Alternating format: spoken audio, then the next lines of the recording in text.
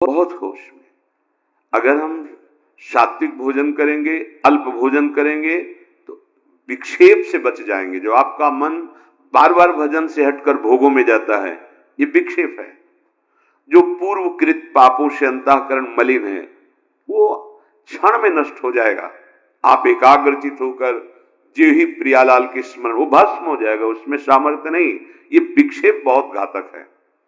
बार बार वृत्ति नाम में लगा और भाग करके संसार में जा रही रजोगुण तमोगुण आहार, ये रसेंद्री बहुत, जैसे दुग्ध है, खीर है, घृत है, पवित्र वस्तुएं हैं, पर ये मात्रा से अधिक ले लो तो तमोगुण पैदा कर देंगी। है सात्विक, तमोगुण पैदा कर देंगी। मात्रा में प्राण पोषण होता रहे, शरीर को अपना मैं मानकर रसेंद्री जिस स्वाद पूर्वक जो हम पाते हैं, ये भजन नहीं होने देता। बहुत बहुत ये अनुभव की बात है, क्योंकि जीवन इसी में गया है। अगर हमारा भोजन सात्विक और अल्प है, तो आप देखो पहले जैसे एकादशी रहते थे तो स्वाभाविक उस दिन ज्यादा भजन होता था थोड़ा। तो अगर हम रोज ऐसा अभ्यास कर लें, अल्प आहार करें, देखो शांत रहेगा चित्त, बात करने का मन नहीं करेगा। और जब अधिक भोजन, तो आप भोक्ता बन करके अधिक पा रहे हैं ना, यही तो आपके सब इंद्रियों को खुला छोड़ देगा।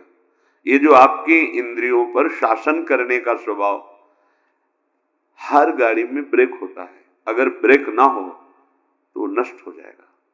आपकी जीवन गाड़ी में संयम रूपी ब्रेक होनी चाहिए। हर इंद्री पर आपकी दृष्टि होनी चाहिए। इस समय किसका वेग है, जनेन्द्री का कि रसेंद्री का, नेत्रेंद्री का कि वाकेंद्री का, उदर का वेग है, किसका वेग है। हर समय सावधान, संयम रूपी ब्रेक बिल्कुल।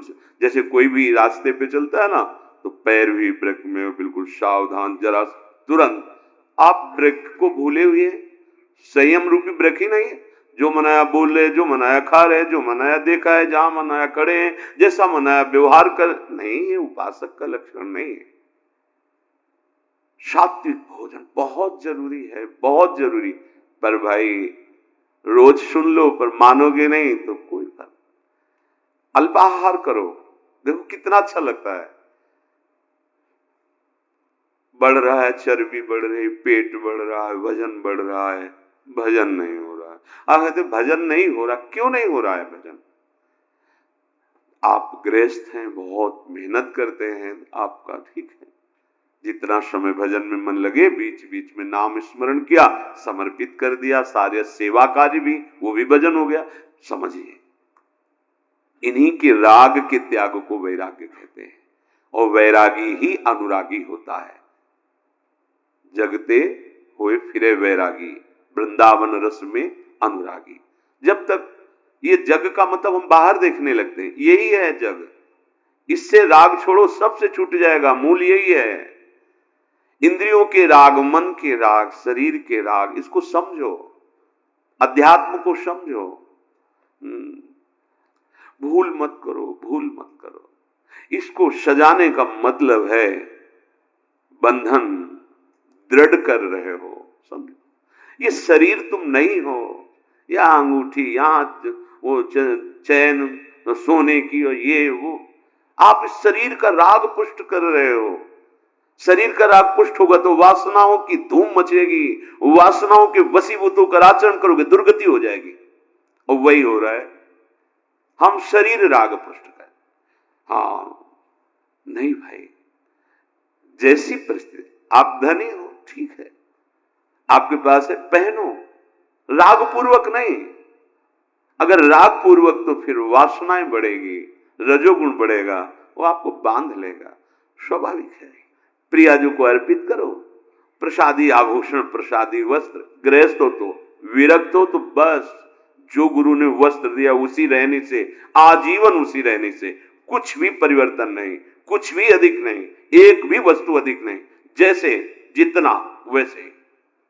विरक्त होने के बाद शरीर का श्रृंगार नहीं, ये शरीर का श्रृंगार नहीं है, ये दासत्व है। वृंदावन की रज और स्वामिनी का प्रसादी चंदन और गुरु परंपरागत तिलक की आकृति, ये हमारे शरीर का श्रृंगार नहीं है, ये हमारी स्वामिनी जी के दासत्व का स्वरूप है। लेकिन किसी भी तरह से शरीर को श्रृंगारित करना, राग को पुष्ट करना है। श्रीपाद कह रहे हैं अप शुष्क फलादि भक्षयन, रूखा सूखा फल अन्न जो मिल जाए भक्षयन, प्राण पोषण के लिए डाल लो।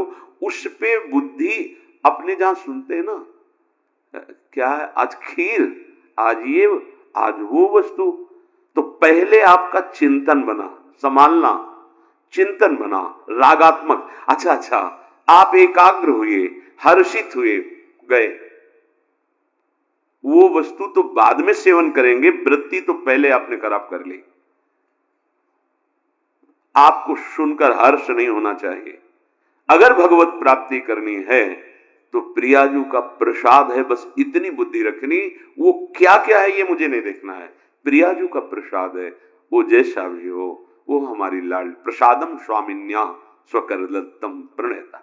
श्री स्वामिनी जी ने प्रेम पूर्वक कृपा करके हमें जो स्वाद पाते हुए अब प्रसाद दिया, हम उससे पाते हैं, उससे अपने प्राणों का पोषण करते हैं। नाम वाणी से स्वरूप का पोषण होता है और प्रगट प्रसाद से देह का पोषण हो रहा है। अगर हम नाम वाणी में चित्त नहीं दिया तो शरीर पोषण को भी संभाल नहीं पाएंगे। पक्की बात समझो।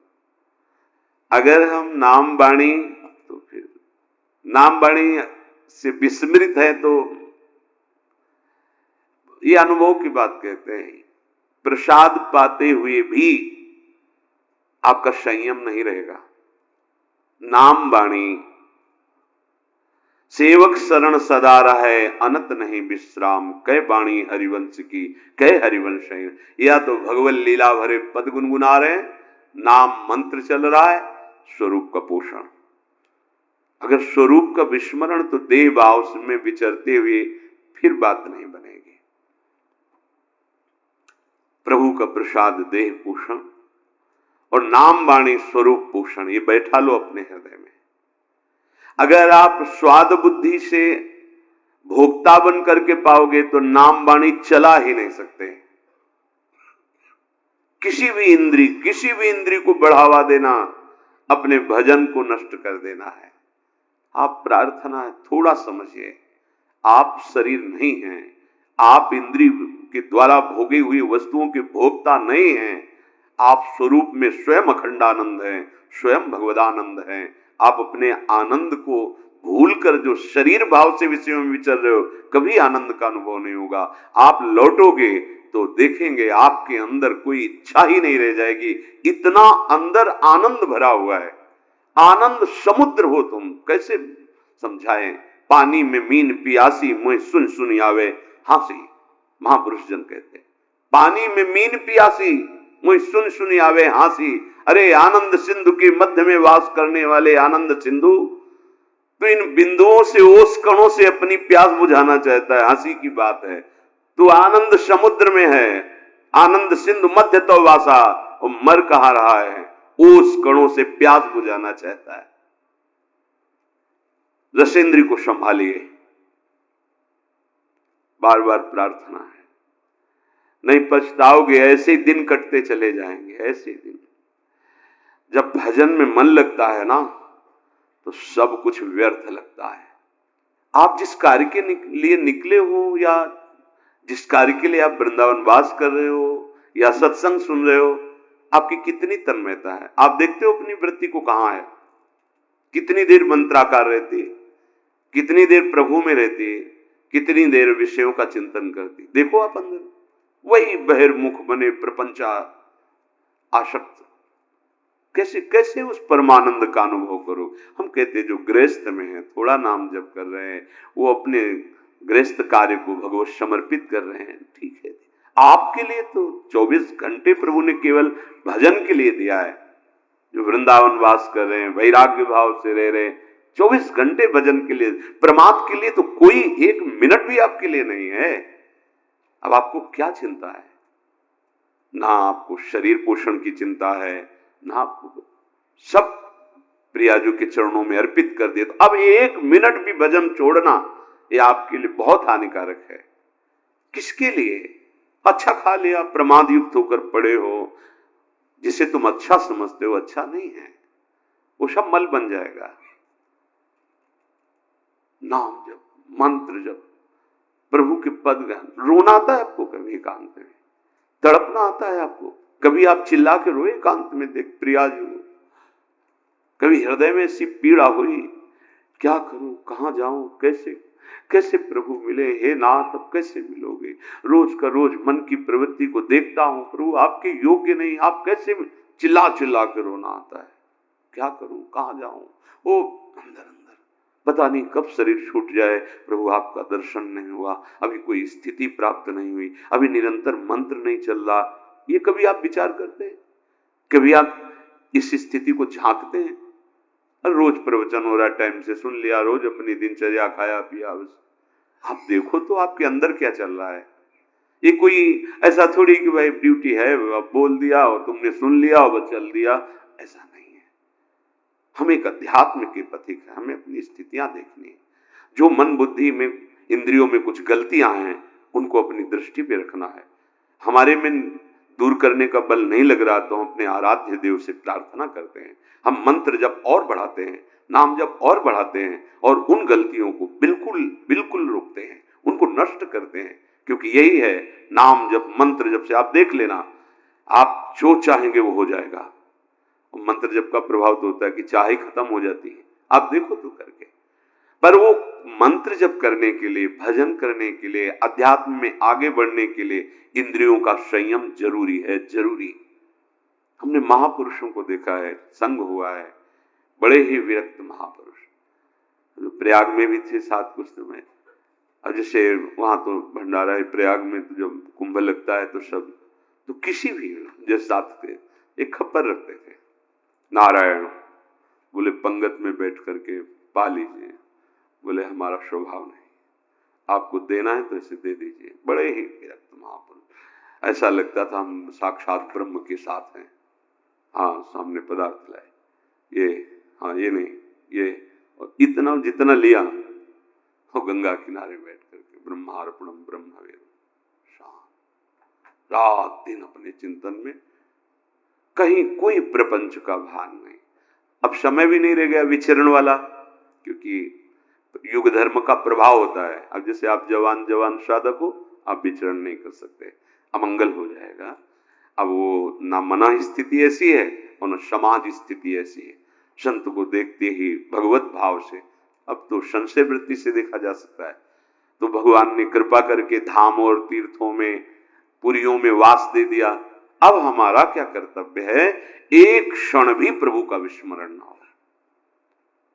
हमें जगत मंगल के लिए कुछ और करने की जरूरत नहीं है। आप जितना भजन करेंगे तो रोम रोम से आपके ऐसे परमाणु प्रकट होंगे, जगत मंगल स्वतः होने लगेगा, स्वतः होने लगेगा। पर आप रुकिए अपने, जैसे हम मार्ग में चलते हैं हर समय वृक्ष पर ध्यान रहता है कि अगर वृक्ष, तो फिर हम वृक्ष पर ध्यान ही नहीं दे रहे। देखो ना, संयम रूपी वृक्ष पर ध्यान दे रहे, जो मना है सो बात करते चले जा रहे हैं। लग रहा है नाम नहीं चल रहा, नहीं, आप ऐसे कैसे बात कर सकते हैं? वो आकृति अलग होती है, नाम चल रहा है, बात कर रहा है तो उसकी एक अलग दृष्टि होती है, आंतरिक दृष्टि, वो नेत्रों में झलकती कि वो यहाँ बात कर रहा है लेकिन पूरा नहीं है। अर्थ पर दृष्टि बहुत धोखा कर देती माया, बहुत धोखा। बार बार प्रार्थना करके कहते सावधान, माया का कार्य भगवत विस्मरण करा करके राग पूर्वक बांधना, वस्तु में, व्यक्ति में, स्थान में। नहीं भाई नहीं, होश में। अगर हमारा ये अचला 1 वर्ष चलता है तो हमें दूसरा लेने की जरूरत नहीं, ओढ़ना ही तो ना। हमारा वस्त्र जितना प्रयोग में आता है उतना बस। जब तक भगवदाकार वृत्ति नहीं हो जाती तब तक यह सिद्धांत अपने में नहीं लागू करना चाहिए कि महलों में रखे चाहे झोपड़ी में वास दें। आप फेल हो जाएंगे, क्योंकि आपका राग नष्ट नहीं हुआ। यह सिद्धों की स्थिति है, महलों में रखो चाहे झोपड़ी में वास दो। दत्तात्रेय जी महाराज कहते हैं, कभी कभी मैं राजमहलों में सुंदर पलंगों पर सुंदर नाना प्रकार के भोग सामग्री पाते हुए वहां पड़ा रहता हूं, तो कभी स्मशान में और कभी फुटपाथ में धूल धूसरी। ये स्थिति नहीं है। कभी बड़े बड़े राजाओं के द्वारा पूजित होता हूं, कभी जो मूढ़ पुरुष उनके द्वारा अपमानित होता रहता हूं, कोई फर्क नहीं। अपनी स्थिति नहीं है, ये सिद्धों की स्थिति है। महलों में राखो चाहे झोपड़ी में वास दो, अपनी स्थिति अभी राग युक्त है, हमको बचना है। जब तक वैराग्य युक्त वृत्ति नहीं होगी तब तक वो वृत्ति का क्या होता है, चिपकाव होता है। किसी वस्तु चिपक गया, किसी व्यक्ति उस पर चिपक गया। कैसे चिपका आप जानोगे? जब आप एकांत होगे, उस वस्तु की याद आवे, उस व्यक्ति की याद आवे, तो आप आसक्ति, वो हर वस्तु व्यक्ति स्थान और हमारी वृत्तियां फैलती रहती है। तो उपासना किस बात की हो रही? चित्त वृत्ति को रोक करके प्रभु में लगाना। अब गोपियों की स्थिति है कि वो व्यवहार के कार्य सब कर रही है, लेकिन एक एक वृत्ति कृष्णाकार है। ये कोई स्त्रियां है? परमहंसों की पूजनीया गोपी ये कोई स्त्री है? मुरारी पादार्पित चित्त वृत्ति। ओ, बड़े बड़े महापुरुषों ने इनकी चरण रज वंदना की। एक दिन वो संत आए थे महाराष्ट्र से, कृपा करके परिकर, कोई कोई शब्द होता है जो एकदम दिमाग में छा जाता है। वो बोले, जिसके मुख में राम तिनको करूं प्रणाम, वैसे पदगार वो तुकाराम जी का, हे जिसके मुख में नाम, वो कह रहे प्रणाम करता हूं मैं उसको। और कोई साधन की बात नहीं, जिसके भागवत में यच्छि भाग्य वर्धते नाम तुभ्यम, बार बार हम आपको इशारा कर रहे हैं। सब साधना का, सब तीर्थों का, सब सत्संग का, सब शास्त्रों का एक फल, तुम्हारा नाम न छूटे, मंत्र न छूटे। अगर आप इस पर हैं तो फिर ये प्रपंच की वार्ता कौन करेगा? फिर ये नाना प्रकार के स्वादिष्ट पदार्थ कौन स्वाद लेगा? जो मुहि राम लागते मीठे, गोस्वामी तुलसीदास जी कह रहे हैं। यदि मुझे भगवान का नाम प्रिय लगने लगता तो ये सब पदार्थ, ये जितने व्यंजन है, सब सीठे लगने लगते। सच्ची मानिए, नाम वाणी अगर नहीं है तो कुछ भी हो, कहीं भी हो, आपके हृदय की चिंतन वृत्ति जगत में रहेगी तो अशांति, दुख, क्लेश, बंधन, ईर्ष्या, द्वेष ये बना है। तो हम धाम में कहां हैं? हमें बताओ। आपके अंदर ईर्ष्या है, द्वेष है, नाना प्रकार के कुविचार हैं, तो परमानंद में प्रियालाल के महल में रहते हुए आप कहां हो? विचार करके देखो। नाम वाणी चल रही, एक आनंद की उमंग, कैसे कुछ नहीं सुनाई देता, कुछ देखने की वो अलग दृश्य होता है। आपकी दृष्टि में अलग ही चल रहा है, अलग ऋतु चल रही है, अलग सौंदर्य चल रहा है, अलग बातें चल रही, खोए हुए हो आप। ये आनंद लेने के लिए आए हो? ए भाई, ये रूप कोई आनंद वाले नहीं है, ये देह कोई आनंद वाले नहीं है, यहां कोई भी भोग आनंद वाला नहीं है। ये बड़े बड़े महापुरुषों का जब निकले थे तो पूर्व महापुरुषों की कृपा से, पूर्व जन्म के प्रताप से एक बात थी कि मुझे वो जो इनमें लिखा है कि भगवान का नाम अमृत, भगवान के नाम में बड़ा स्वाद, भगवान जीवन धन, वो हमें देखना है। बस ये लगन ने धज्जियां उड़ा दी संसार के राग की। कभी अन्य की आश्रय वृत्ति हृदय में गुरु कृपा से नहीं आई, हरि कृपा, क्योंकि लक्ष्य था जो लिखा है उसको देखना है। तो आप तो सुन रहे, आपको तो रोज शास्त्रों की सार बातें सुनने को मिल रही। अलग अलग ग्रंथों में तुम्हें पढ़ने की जरूरत नहीं, सब यही सुनने को मिल रहा है। रोज सत्संग हो रहा है, रोज आपको भगवत सेवा के दिनचर्या में मन लगाना ही पड़ेगा, जबरदस्ती लगाना पड़ेगा। कितना बढ़िया है जहां खोज की जाती कि कोई मुझे ऐसा मिले, सतमार्ग क्या है बता दे, वहां तुम्हें सतमार्ग बताया जा रहा है। अगर अब चूक हो गई तो पता नहीं किस कल्प में, किस युग में ये पुनः ऐसा अवसर आएगा कि नहीं, ये भी नहीं कहा जा सकता। बार बार तो बनत नहीं, या संजोग अनु मानुष तन वृंदा विपिन रसकन संगी। ये जो कृपा हुई, सच्ची कहें, जो कृपा हुई है, मतलब इसका अनादर मत करो। बड़ी कृपालु प्रभु, भजन के लिए हमें समय दे दिया। अंदर से जो चिंतन की बात हम तुम्हें बताते, प्रभु कृपा ना करे तो वृत्ति प्रभु में लगे ही ना। प्रभु कृपा ना करे तो एक मिनट के लिए भगवत मार्ग के लिए समय माया दे ही ना। देखो ना आप खोलकर, अभागी जनों को सत्संग के लिए समय नहीं दिया जाता, अभागी जनों को भगवान नाम जपने के लिए समय नहीं दिया जाता, अभागी जनों को सत्मार्ग में चलने वाला विवेक नहीं प्राप्त होता। अहो भाग्य, अब चूक मत करो, इस जन्म में मुझे प्रभु चाहिए, प्रभु साथ रहे, प्रभु स्मरण साथ रहे, बार बार जन्म मरो इसकी कोई परवाह नहीं, पर ऐसी स्थिति हो जानी चाहिए प्रभु की सिवा कोई आश्रय कोई राग नहीं, ये स्थिति चाहिए। हमें मोक्ष नहीं चाहिए, हमें बार बार जन्म हो तो भी कोई परेशानी नहीं, पर प्रभु के साथ हो, प्रभु की स्मृति में हो। हम बार बार वृंदावन में जन्मे और ऐसे महारानी जी का जस गावे तो हमें क्या परेशानी है? हमें कभी मोक्ष न मिले, हम सब बार बार जन्मे, ऐसे ही रोज श्री जी की जय जयकार हो, उनकी सेवा हो, नाम गुण कीर्तन हो, इससे बड़ा परम पद और क्या होगा? नहीं चाहिए मोक्ष, पर हमारी स्थिति, ये अंदर की स्थिति होनी चाहिए। अगर अंदर की स्थिति भोगों में है, राग द्वेष में है, तो आप वो फिर ना तो इधर समझ पा रहे हो ना इधर समझ पा रहे हो, बीच बीच में जीवन गंवाना ठीक नहीं है।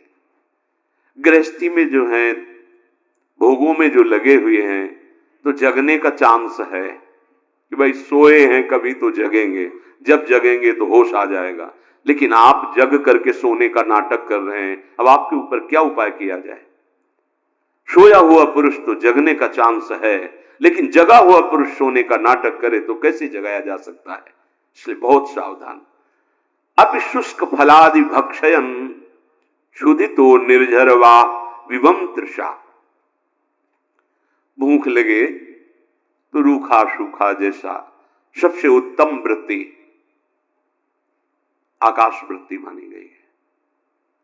शांत जहां है जैसे वो प्रभु भेजेगा। फिर द्वितीय माधुकरी वृत्ति विरक्त के लिए, फिर और वृत्तियां हैं, एकत्रित कर लिया 6 महीने साल भर उसको पाते रहे, ऐसे अलग अलग वृत्तियां हैं। जो भी रूखा सूखा मिले, हर समय जैसे मां अपने बच्चे पर दृष्टि रखती है, ऐसे भगवान अपने शरणागत पर रखते हैं। भजन में डूब रहे माधवदास बाबा जी, एक छोटी सी झोपड़ी तृण की बनाए हुई है समुद्र के किनारे, और कुटिया में प्रवेश करके पीठ करते हैं कुटिया में प्रवेश द्वार की तरफ, और मुंह करते हैं ऐसे, जो तृण का कुटिया है, प्रवेश द्वार से देखो तो पीठ दिखाई देगी, नहीं निकलना, बस निरंतर मंत्राकार वृत्ति, नाम जप। ठाकुर जी के सामने भोग पधराया गया, पर्दा किया, वही पूरी भोग की थाल उठा के आ गए। उनको पता है तुम भजन कर रहे हो, उनको पता है तुम उनके शरणागत हो, एक एक क्षण देख रहे हैं। इसीलिए जब विरक्त उपासकों को, अनुरागी जनों को आहार नहीं मिलता, भोजन नहीं मिलता, तो समझ जाते आज प्रभु भूख ही पवाना चाहते हैं। ठीक है, प्रसन्न हुए। एक समय है, चिंतन गया, देखा नहीं है, समय रात बस अपने स्वरूप में। आज प्रभु की ऐसी इच्छा है, आज प्रभु का यही विधान है, क्योंकि वो देख रहे हैं ना, वो देख रहे हैं। प्रभु स्वयं अपनी थाल लेकर के गए, बाबा प्रसाद, भजन पूरा हो जाएगा, हमने रख दो, बाद में अपनी थाल ले जाना। कितने निरपेक्ष। हमें प्रभु हर क्षण देख रहे, हमें चिंता नहीं करनी। विरक्त की बात करें, गृहस्थ में जो कर्तव्य कर्म है, जो कुछ धर्म के द्वारा वो बनाओ, भोग लगाओ, अतिथि सेवा करो, परिवार की सेवा करो, भगवान नाम जप करो, वो सब कुछ प्रभु को समर्पित कर दो, वही गति होगी जो एक विरक्त की होती है। हमें प्रभु प्रतिपल देख रहे, ये बात हृदय में बैठा लो। हर समय आप प्रभु की नजर में हो, वो तुम्हें देख। ऐसा मत समझो कि जैसे कुछ लोगों को ऐसा होता है कि गिन के नाम जप करें तो उसमें रहेगा इतना, अगर बिना गिने तो मतलब शायद गणना में ना आवे। नहीं नहीं, एक एक वृत्ति तुम्हारी वहां प्रभु की दृष्टि में है। नाम की अधिक आवृत्ति हो बार बार, इसलिए माला का आश्रय लेते हैं।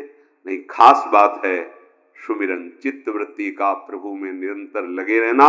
माला से हो, काउंटर से हो, आजकल चला है, या बिना माला से हो, जैसे भी बने तुम्हें, तुम्हारी वृत्ति प्रभु में लगी रहे।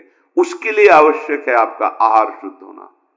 बहुत बार ये अनुभव हुआ है, आहार जब अच्छा समझ के पाया गया है तो भजन में नीरसता आ गई है, और जब आहार अल्प और स्वाद रहित होकर पाया गया है तो भजन में सरसता रही, गंभीरता रही, तन्मयता। नमस्कार दोस्तों, आज के इस वीडियो को देखने के लिए आप सभी का बहुत बहुत धन्यवाद। हमें उम्मीद है कि भगवान श्री कृष्ण के उपदेशों से आपको जीवन में कुछ नई सीख और मार्गदर्शन मिला होगा। अगर आपको हमारे चैनल पर साझा की गई बातें पसंद आईं और आपने कुछ सकारात्मक अनुभव किया, तो कृपया इसे लाइक करें, शेयर करें और हमारे चैनल कृष्णा टॉक्स को सब्सक्राइब करना न भूलें। हमारा उद्देश्य है कि भगवान श्री कृष्ण की अमूल्य शिक्षाओं को आप तक पहुंचाएं, ताकि हम सभी उनके दिव्य मार्ग पर चल सकें। अंत में हम आपसे यही प्रार्थना करते हैं कि भगवान श्री कृष्ण की कृपा आप सभी पर बनी रहे और आपका जीवन सुख, शांति और समृद्धि से परिपूर्ण हो। जुड़े रहें, सीखते रहें और श्री कृष्ण के इस प्रेममय मार्ग पर चलते रहें। अगले वीडियो में फिर से मिलेंगे। जय श्री कृष्ण।